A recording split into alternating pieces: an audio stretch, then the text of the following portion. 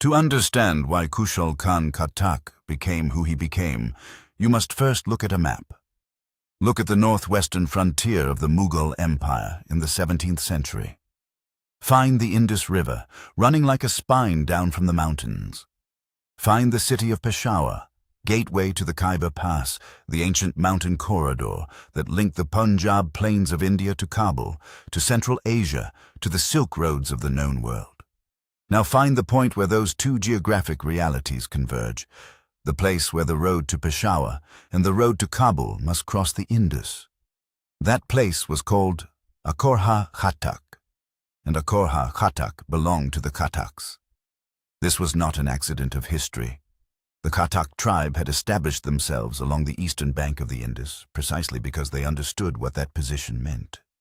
Whoever controlled the ferry crossing at Akora controlled the movement of armies, merchants, diplomatic missions, and imperial revenues across the single most strategically critical choke point on the Mughal northwestern frontier.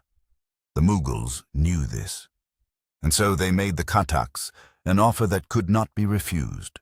A substantial imperial stipend, paid regularly, in exchange for protecting and managing the crossing. The Khattaks became, in effect, the empire's indispensable gatekeepers. This arrangement made the Khattak tribe prosperous. It gave Khushal Khan's father, Shahbaz Khan, a mansabdar position within the Mughal military hierarchy. It gave Khushal Khan himself, when he inherited the chieftainship in 1641, access to Persian literary culture, to Mughal court networks, and then to the wider world of Islamic scholarship that moved through those same mountain passes. For 2 decades the arrangement held. Khushal Khan served loyally, leading Khattak cavalry in the bulk campaigns, managing frontier politics, playing the game of empire with skill and pragmatism. But Aurangzeb had read the same map. When the emperor decided to bring his fractious northwestern frontier chieftains to heel after complaints, or simply practicing his rights to centralize affairs in the northwest, he imprisoned Khushal Khan around 1664. He reached for the most precise instrument available. He did not need to destroy the Khattak tribe militarily. He simply revoked the ferry rights.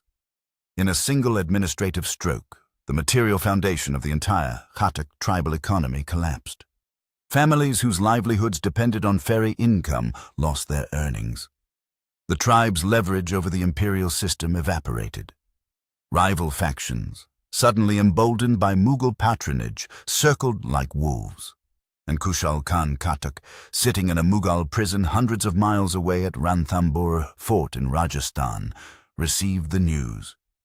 It was in that moment, stripped of title, stripped of income, stripped of freedom, that the most consequential intellectual transformation in the history of Pashto literature began.